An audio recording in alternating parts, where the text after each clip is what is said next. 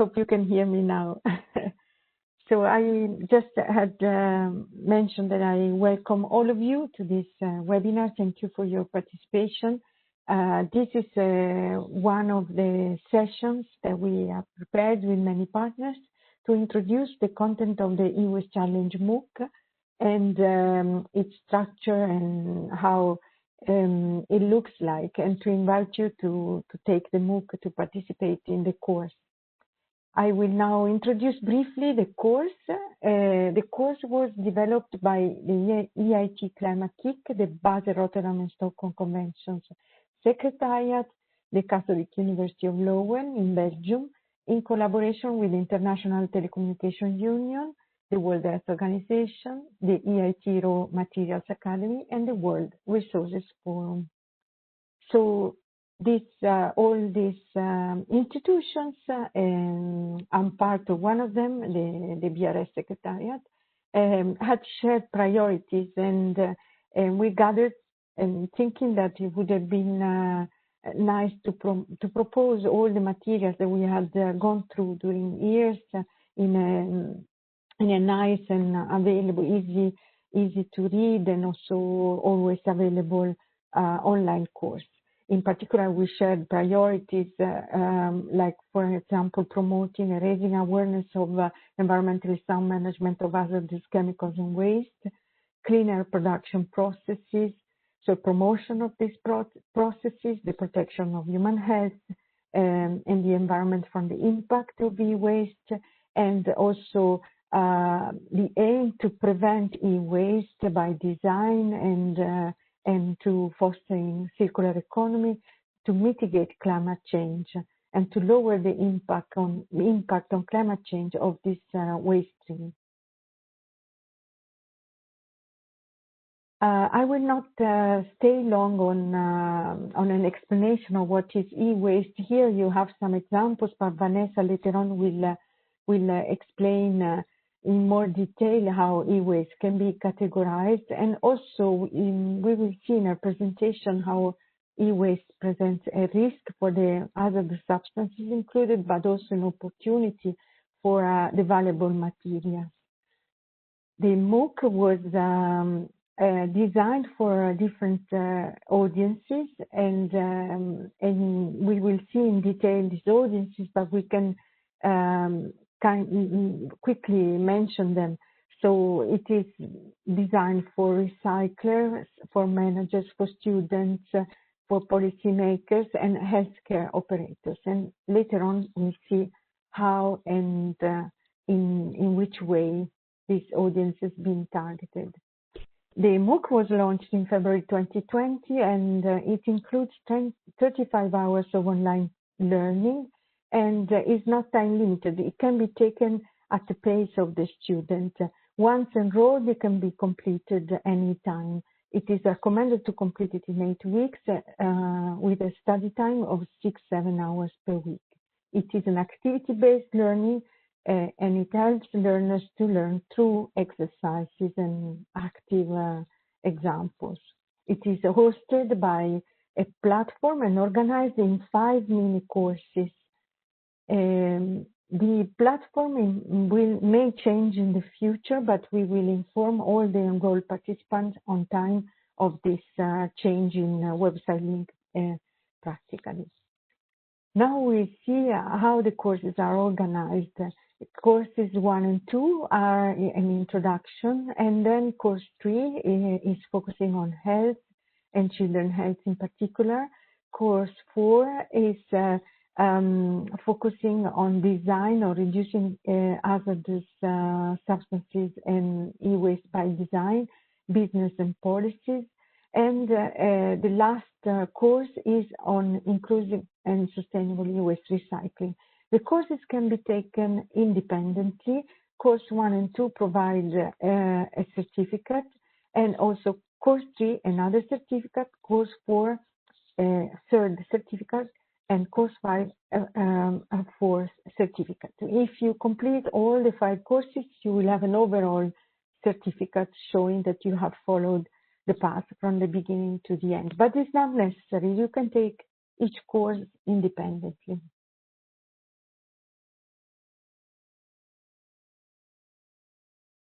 And now a little bit of details and also a look and feel of what you will see when you enroll in course 1 and 2.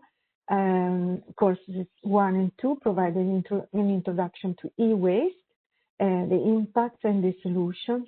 The targeted audience is very general. It can be students or people who don't know so much about e-waste, or persons who would like to have an update on this issue.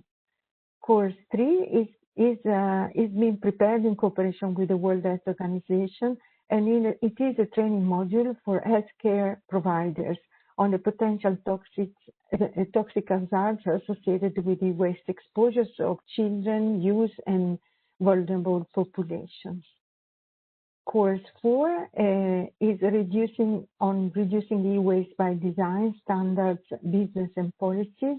Is a course developed in cooperation with the International Telecommunication Union, and it aspires to create and implement solutions to reduce e-waste by design, and also by managing e-waste in an environmentally sound manner.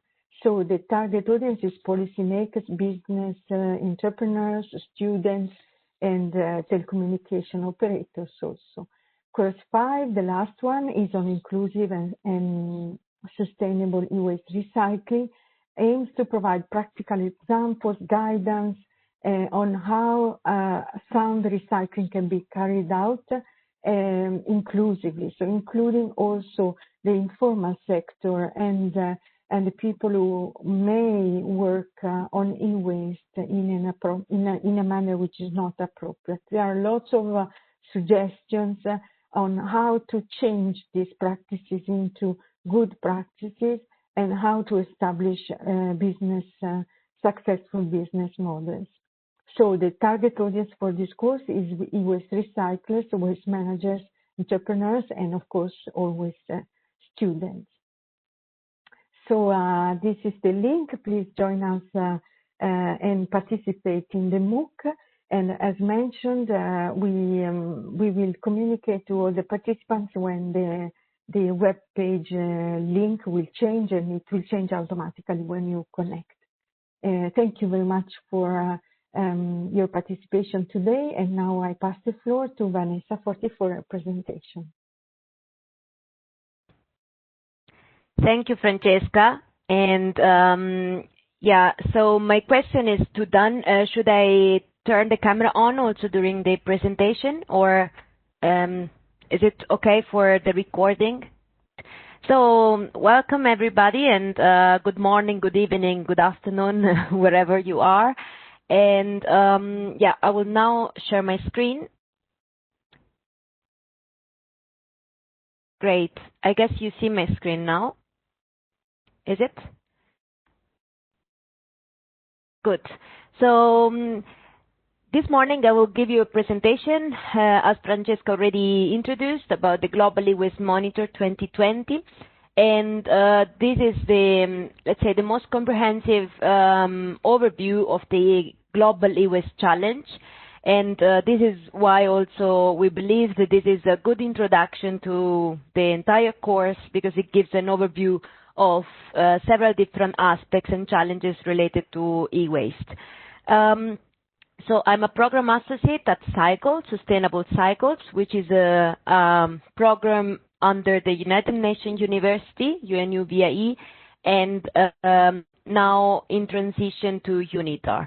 So UNU is an academic arm of the United Nations, while UNITAR mission is related to developing and organizing capacity and developing organizational capacities of countries and other United Nations stakeholders. So now my team is in transition from Cycle to UNITAR.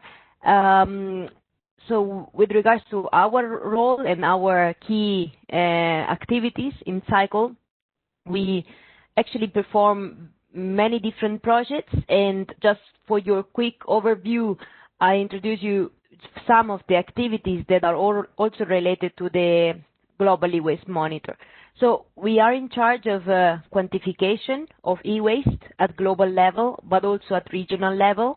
And indeed, the Global E-Waste Monitor 2020 is part of the global monitoring, but we also are engaged in regional monitors in several regions, in North African regions, in the North African region, in the CIS region currently, and also in the Latin American region.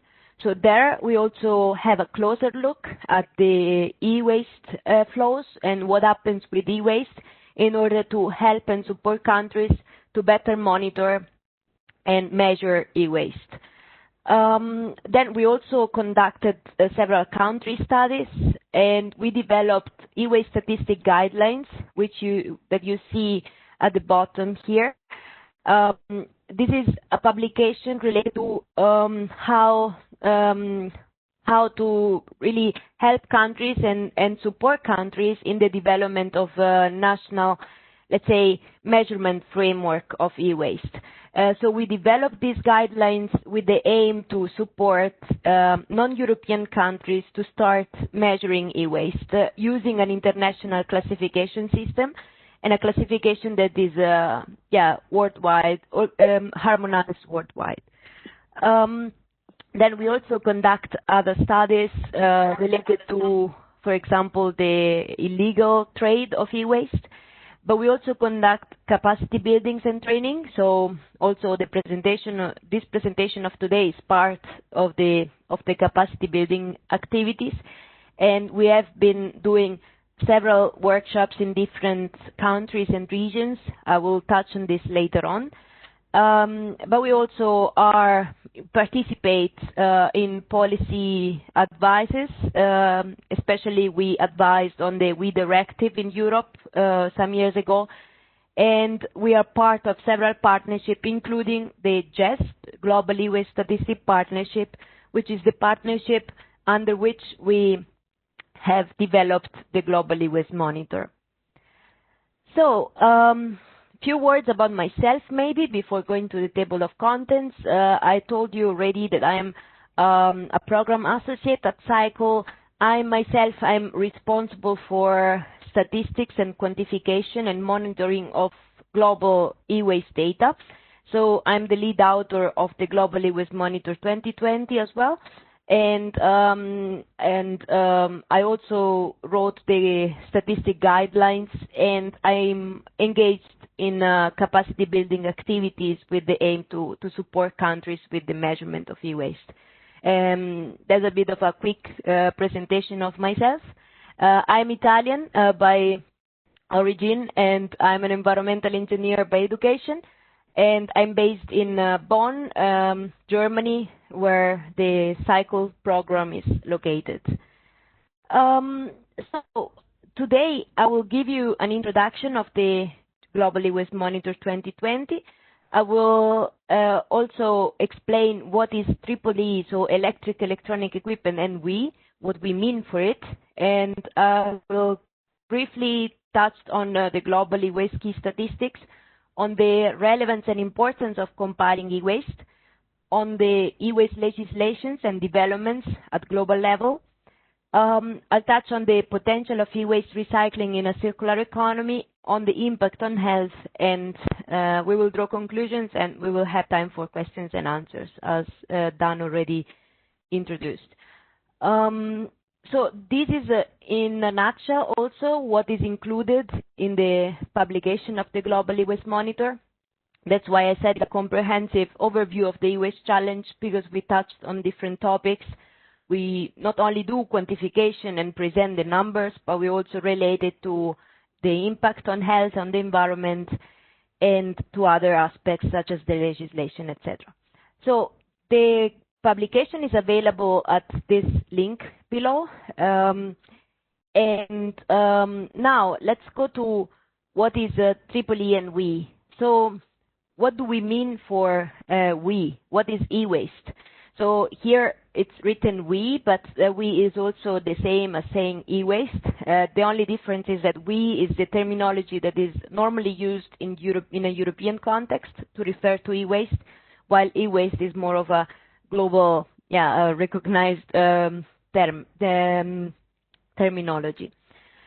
So basically what you see in the picture is a mix of electronics, so electric and electronic products.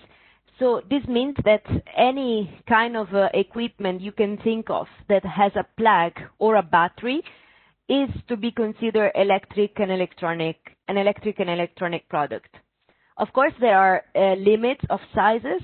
When we go to the topic of electric vehicles, this is no longer categorized under the e-waste, even though, of course, the vehicles contain electronic components.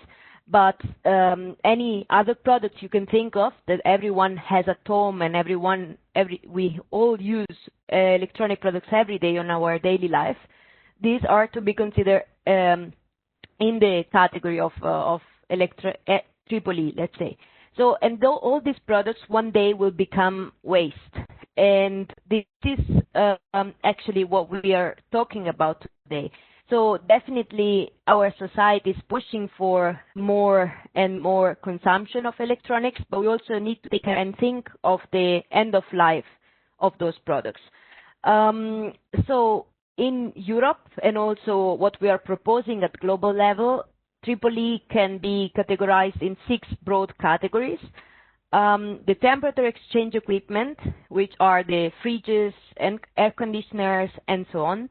Screens and monitors, which includes a laptop or LCD television or CRT, etc. Lamps, any sort of lamp. Large equipment, and also small equipment and small IT and telecommunication equipment. So those are the 6 broad categories of e-waste, and in Europe and in other countries of the world as well, this is the way how e-waste data are collected and analyzed.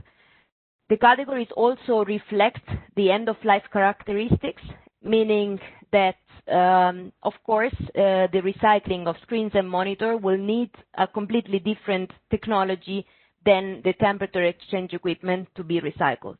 So when categorizing the e-waste in these 6 broad categories, we took into account also several other aspects, so material content, functionality, and end-of-life characteristics, average weight, etc. So let's talk about the global key e-waste statistics, so what we quantified and what we think and estimated that they were generated in 2019. So as I said earlier, of course, our society is pushing for more and more consumption of electronic equipment. This is related to higher level of income, urbanization as well, growing urbanization and growing industrialization. And we have calculated that there is an annual growth of 2.5 million tons of consumption of electronic equipment worldwide. But while this creates benefits and creates, let's say, benefits to the society, because we are all using latest technologies and we benefit from the technological developments and improvements. At the same time, this causes also an increase of e-waste generation. Indeed, since 2014, we calculated that e-waste grew with 9.2 million tons. Of course, the e-waste is not only fueled by growing consumption, but also shorter life cycle and few repair options are definitely influencing the growth of e-waste. So with this, I would like to just introduce the big number. And so we estimated at a global level in 2019, 53.6 million tons of e-waste were generated. This corresponds to 7.3 kilograms per capita of e-waste generated in 2019 per person worldwide. This is quite an impressive number if we think that this amount is actually growing in the coming years. So we expect this e-waste to grow substantially, and until 74.7 million tons, which is the estimated amount of e-waste in 2030. So definitely this graph explains also why we need to take actions and why we need not only to make an effort to reduce e-waste, but mainly to think of the end of life and manage the e-waste in a proper way. So this is just an overview of the quantities per category. So we estimated that overall, all categories will increase. The e-waste generation for all categories will increase, except for screens and monitors, which they showed just a slight decrease, so -1% since 2014. This is mainly related to the fact that that electronic products are becoming smaller and lighter, and this is especially visible in screens and monitors. So if you think of the large CRT TVs that we used to own some years ago, then they were very heavy, while nowadays those TVs are replaced by smaller and also lighter screens. And this is also one of the reasons why overall the weight for this category is expected to slightly decrease. So few words about how do we calculate those numbers, how do we come to those conclusions. So we actually do perform a complex statistical routines.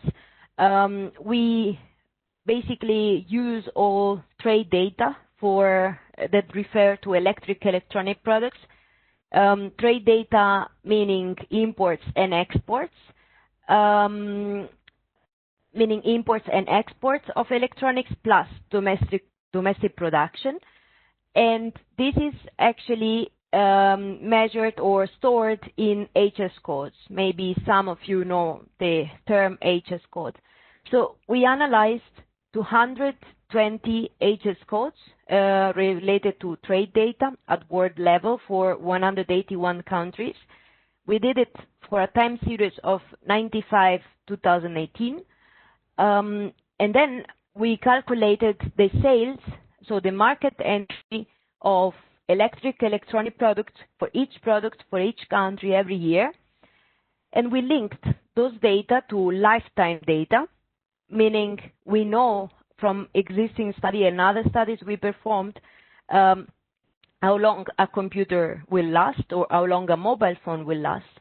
So we apply those lifetimes to the sales, and then we are able to predict the e-waste generation per country, per year, etc.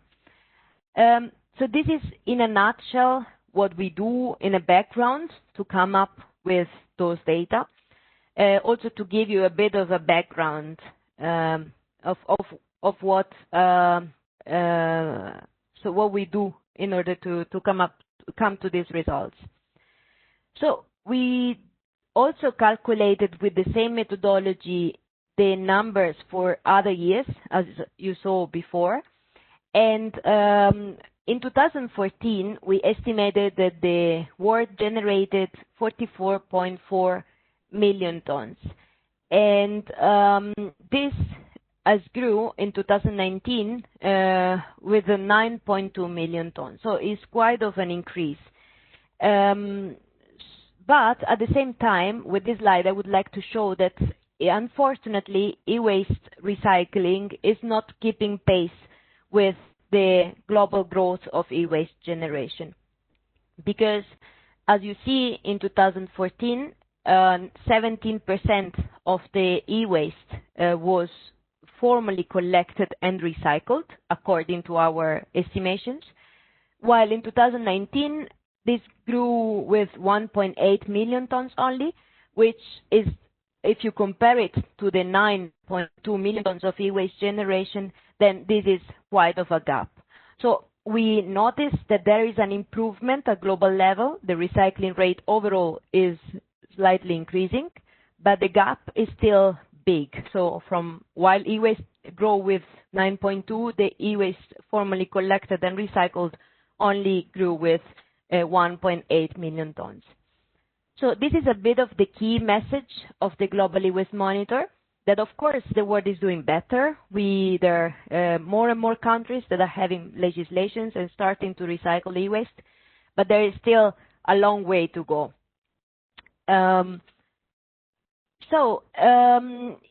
When we think of how much is formally collected and recycled, then it comes a direct link, let's say, to this, the question, what happens with the rest?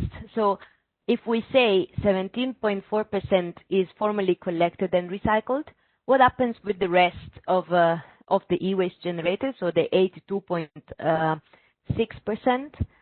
Well, the answer to this is that it's not really a straight answer. I cannot give you a very direct and strict answer because unfortunately we don't know.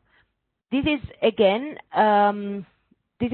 another key finding of the Global E-Waste Monitor, meaning that we don't know what happens with most of the e-waste that is generated worldwide. And this is also one of the reasons why we need to increase and improve the national estimations of e-waste generation at country level, at regional level, etc. Out of this 82.6, we know from an existing past project that we conducted, that in Europe, 0.6 million tons end up in waste bin.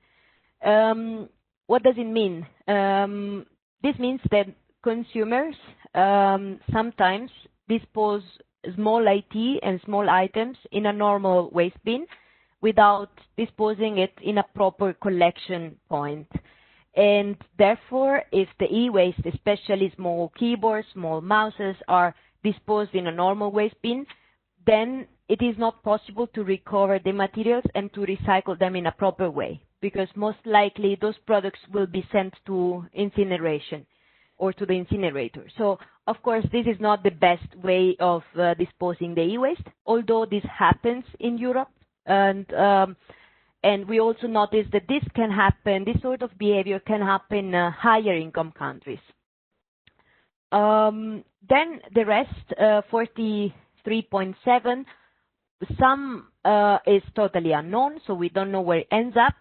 Other e-waste is likely to be dumped in many countries in the world, is likely to be traded and also or recycled under inferior standard conditions. So if e-waste is recycled by the informal sector, then this is not captured in the 17.4% of the formal documented e-waste recycling.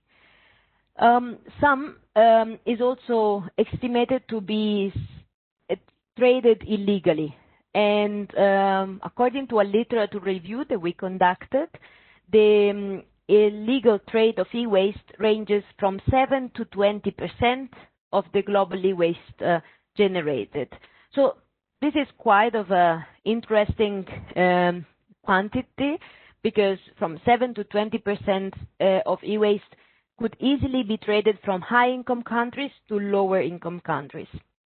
Of course, clear figures are not available, unfortunately, because due to the illegal nature of these activities, it is hard to track, hard to measure, etc. But definitely here as well, we need a better enforcement and better control. So here a few numbers about the e-waste generated per continent. Since you are coming from several different countries today, maybe you can look at your own continent and region. In general, by looking at this slide, we can say that Asia is the continent that generates most of the e-waste in the world, with 24.9 million tons. But this is also related to the high population of Asia, mainly because of the contribution of China and India. But if we look at the kilograms per capita that Asia generates, 5.6, this is actually lower, much lower than what we actually produce in Europe or in the Americas, for example. So 16.2 kilograms per capita in Europe and 13.3 in Americas. When we look at the e-waste formally documented to be collected and recycled, Europe is the region that is doing best in this regard, with 42.5% of the e-waste that is recycled. The rest of the regions are doing slightly worse, because Asia comes second with 11.7%, and then Americas with 9.4%, Oceania, and then Africa. Here, I would like to make a point, actually, because we are looking at this data of e-waste collected and recycled. However, this type of data are not modeled with the model that I explained before. So those data are just collected from surveys that we distributed to several different governments in the world and ministries of environment, thanks to the collaboration also with other UN agencies, UNSD and OECD, for example. And therefore, this total amount is an estimation, is basically just a sum of the data that we collected from countries throughout this questionnaire. Out of the maybe 90 or 100 countries we have reached out to, only 11 or 12 were able to provide us with data, real data on e-waste formally collected and recycled. So this is just to mention that, for example, in countries like Africa, you maybe see that the e-waste documented to be collected and recycled is very low, but this is also related to the lack of data and lack of information that the governments may have about what happens with their e-waste.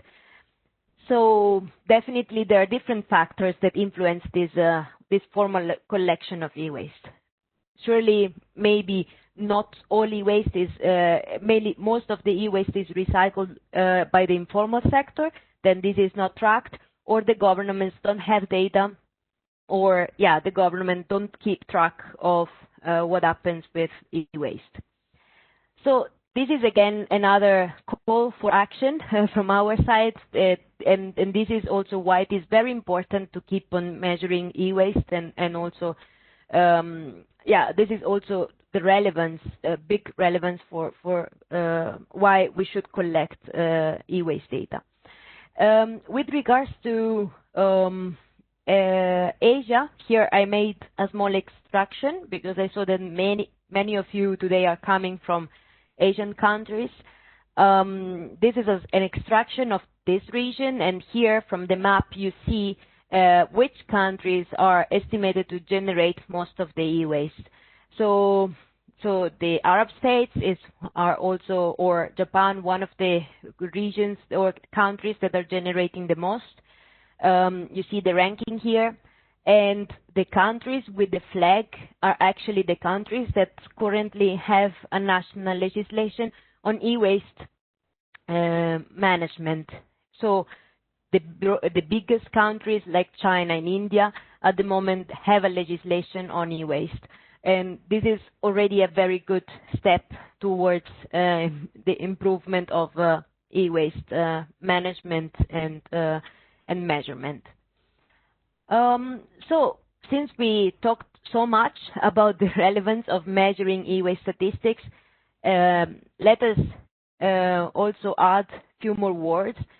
Definitely, as you can imagine, measuring and better data and producing better data are essential for many different things, but in brief, they are essential to quantify the magnitude of e-waste, and this helps to set appropriate collection and recycling targets, because without knowing how much is generated, then governments are also find it difficult to set collection targets.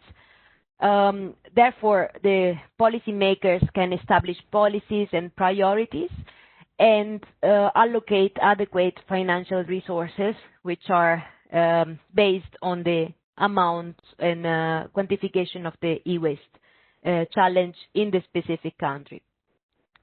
So the Global E-Waste Statistic Partnership, which is formed by CYCLE, our team, International Telecommunication Union, and the International Solid Waste Association, ISWA. In the past 3 years, we conducted several trainings and workshops and capacity building workshops in different countries in the world. And so far, we have trained more than 360 people and trained people from more than 60 countries. And out of these 60 countries, nowadays, 9 countries, other than European countries, started compiling national e-waste statistics. So this is a very good achievement, and hopefully then more and more countries in the future will measure e-waste, and therefore we will have better data and better enforcement. So about the legislation, I wanted to just mention few developments since the last publication of the monitor. The previous edition was in 2017. Since then, 11 more countries have a policy, regulation, or legislation in place. Sometimes we must say that the coverage may be misleading because in many countries the policies are not legally binding. Indeed, with a collaboration with the GSMA, we found out that across Africa and Asia, 19 countries have a legally binding legislation, 5 have an e-waste policy which is not legally binding, and 31 have policy in development. So this gives you also a bit of the overview of the fact that, yeah, the developments in terms of legislation are still slow sometimes, and there's still a long way to go, even if the coverage may be saying a different thing, that most of the population in the world is covered.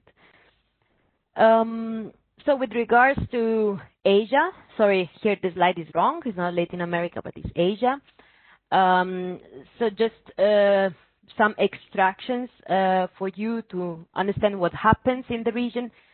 South Asian region has begun to recognize the importance of e-waste management only lately, in the last few years. India is actually the only country in Southern Asia that has e-waste legislation in place. And according to our study also, the Philippines does not have a legislation or regulation specifically for e-waste management, but still this is recognized in the general hazardous waste regulations.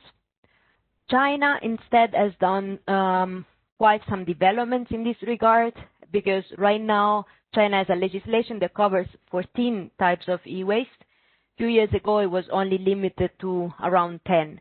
So then more products are being included in Chinese regulation. Japan is one of the first countries in the world that developed an EPR system, Extended Producer Responsibility System, for e-waste, while in Western and Central Asia, unfortunately, e-waste legislation advances are still poor, and there is little development in that region so far in terms of legislations, except few countries that have started discussing EPR system, but we haven't seen big developments in terms of legislation. Very quickly, we touched on the circular economy aspect. So as Francesca already mentioned, e-waste is also, let's say, both a challenge but also an opportunity, because in e-waste we find many different elements from the periodic table.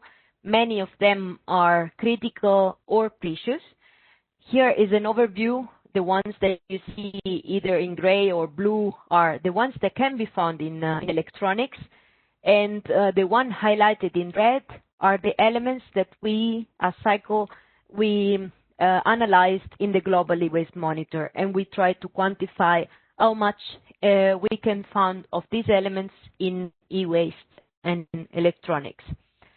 So in general, we can say that according to our estimations, the potential value of the analyzed raw material in e-waste 2019 was 57 billion US dollars. So this gives also an overview of how relevant, how important it is to recover the materials from e-waste, not only from an environmental point of view, but also from an economical point of view.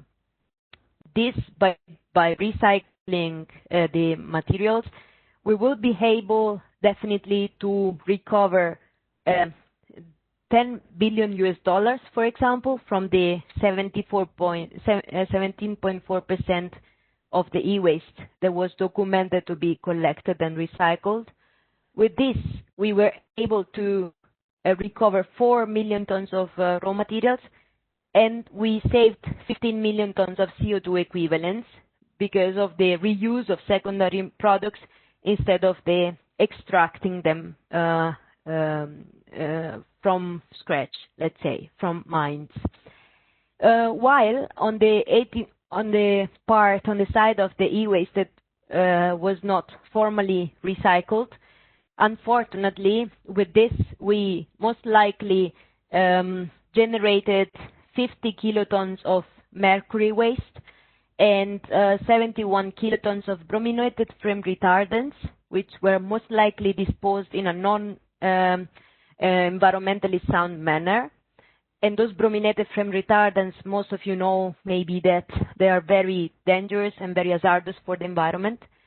And with this, we also contributed to the emission of 98 million tons of CO2 equivalents released from refrigerants that can be found in air conditioners and in fridges.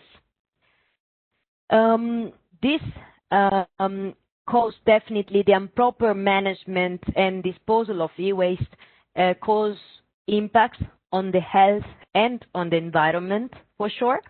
And thanks to the collaboration in this report with the World Health Organization, we were able to identify what are the key adverse health effects that the improper management of e-waste can cause to humans. And of course, the ones you see here are some, but not all. But as you can see, the improper management can cause adverse birth outcomes, skin diseases, cancer, DNA damage. This is why we really need to stress on the fact that e-waste needs to be managed in a safe manner and in a, let's say, formal manner with appropriate technology and recycling facilities. Many other people and groups can be affected, including children or the workers, or also the community that are living near landfills or dump sites. And definitely the contamination on the environment is also a big part, because in some in the informal management, sometimes the acid is dumped into the rivers, and the acid is normally used to remove gold, or other leaching substances from landfill can leach and can also end up in the soil or in water, and then can contaminate the environment. So with this, I would like to draw a few key messages and conclusions from the Global E-Waste Monitor. And so according to us, the collection and proper management of e-waste should be promoted throughout appropriate legislative instruments. It is crucial to speed up the regulatory advances and to increase the global e-waste collection and recycling rate of e-waste. Because definitely this is interesting from a material recovery point of view, and also to reduce the use of virgin materials. Therefore, we encourage decision makers to continue to increase their activities to measure and monitor e-waste. So with this, I would like to conclude, and I leave the floor to you for your questions. But I would also like you to reflect on a few key questions, since we have a very broad audience today. I believe that we can think of the aspect of e-waste in different ways. So I see there are policymakers or people that are working at the ministries and government. For you, I would like you to ask yourself whether you think that your government is, what your government is currently doing in terms of e-waste measurement, e-waste management, and so on. And for the private sector, also, I would like to hear from you whether in your region, how is e-waste management or managed in your region? Is it more of a formal sector, informal sector? And definitely you may have also feedback on the amount of e-waste collected that we have from our monitor. Would like to hear your feedback too. And for students or any other, happy to hear any questions you may have or any comments. With this, I leave the floor to you. I thank you for your attention. And here you find my email and also the name of the other authors of the monitor for your reference. Thank you. And Dan, the floor to you now.